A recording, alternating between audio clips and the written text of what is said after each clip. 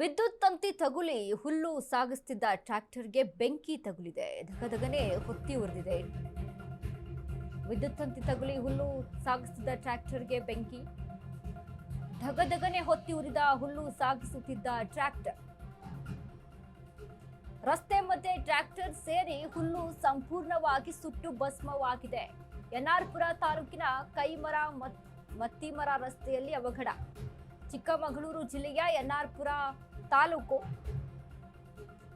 ಬೆಂಕಿ ಕಾಣಿಸಿಕೊಳ್ಳುತ್ತಿದ್ದಂತೆ ಟ್ರ್ಯಾಕ್ಟರ್ ಚಾಲಕ ಪಾರಾಗಿದ್ದಾನೆ.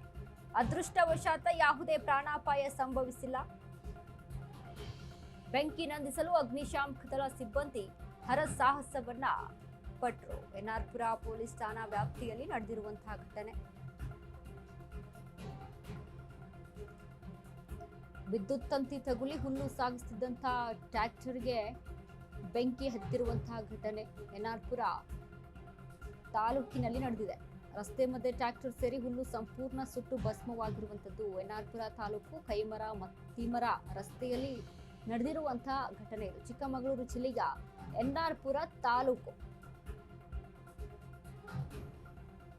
ಸಡನ್ ಆಗಿ ಬೆಂಕಿ ಕಾಣಿಸ್ಕೊಳ್ತಾ ಇದ್ದಂತೆ ಟ್ರ್ಯಾಕ್ಟರ್ ಚಾಲಕ ಅಲ್ಲಿಂದ ಪಾರಾಗಿದ್ದಾರೆ. ಅದೃಷ್ಟವಶಾತ್ ಯಾವುದೇ ಪ್ರಾಣಾಪಾಯ ಸಂಭವಿಸಿಲ್ಲ. ಬಟ್ ಹುಲ್ಲು ಸಮೇತ ಅಲ್ಲಿ ಟ್ರ್ಯಾಕ್ಟರ್ ಹೊತ್ತಿ ಉರಿದಿರುವಂತದ್ದು.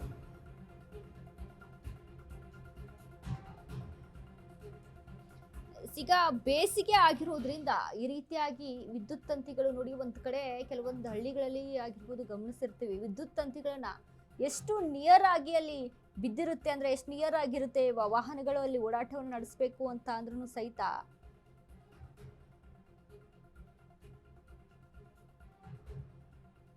ಎಷ್ಟು ಅಲ್ಲಿ ಇದು ಇರುತ್ತೆ ಅಂದ್ರೆ ಅದ್ರ ಬಗ್ಗೆ ಸರಿಯಾಗಿ ಕ್ರಮವನ್ನ ತೆಗೆದುಕೊಳ್ತಾ ಇರೋದಿಲ್ಲ. ಯಾವ್ಯಾವ ಈಗ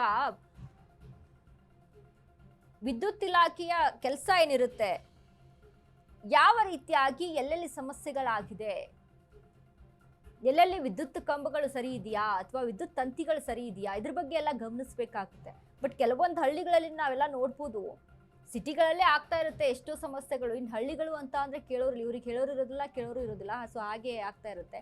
ಬಟ್ ನೋಡಿ, ಅಲ್ಲಿ ಸಾಕ್ತಾ ಇದ್ದಂಥ ಟ್ರ್ಯಾಕ್ಟರಲ್ಲಿ ಹುಲ್ಲುವನ್ನ ಅಂದ್ರೆ ಒಣ ಹುಲ್ಲನ್ನ ತೆಗೆದುಕೊಂಡು ಸಾಕ್ತಾ ಇದ್ದಂಥ ಸಂದರ್ಭದಲ್ಲಿ ತಂತಿ ತಗುಲಿ ಬೆಂಕಿ ಹತ್ತಿರುವಂತಹ ಘಟನೆ. ಶಾಮಕ ಸಿಬ್ಬಂದಿ ಬೆಂಕಿಯನ್ನು ನಂದಿಸಿದ್ದಾರೆ. ಬಟ್ ಅಲ್ಲಿ ಎಷ್ಟು ಲಾಸು, ಅದೃಷ್ಟವಶಾತ್ ಯಾವುದೇ ಸಹಿತ ಒಂದು ಪ್ರಾಣಾಪಾಯ ಸಂಭವಿಸಿಲ್ಲ. ಬಟ್ ಈಗ ನೋಡಿ, ರೈತರು ವರ್ಷ ಪೂರ್ತಿ ಅದನ್ನ ಬೆಳ್ಕೊಂಡು ಅದು ಯಾವುದೋ ದನ ಕರುಗಳಿಗೆ ಮೇವಾಗುತ್ತೆ, ಆಹಾರ ಆಗುತ್ತೆ ಅಂತ ತೆಗೆದುಕೊಂಡು ಹೋಗ್ತಾ ಇರ್ತಾರೆ. ಬಟ್ ಈ ರೀತಿಯಾಗಿ ಅವಘಡ ಸಂಭವಿಸಿರುವಂಥದ್ದು. ಮತ್ತೊಂದು ಕಡೆ ಈಗ ನೋಡಿ, ಈ ರೀತಿಗೆ ಸಂಬಂಧಪಟ್ಟಂತೆ ಅಲ್ಲಿ ವಿದ್ಯುತ್ ಇಲಾಖೆ ಸಹಿತ ಕ್ರಮವನ್ನು ತೆಗೆದುಕೊಳ್ಬೇಕಾಗುತ್ತೆ.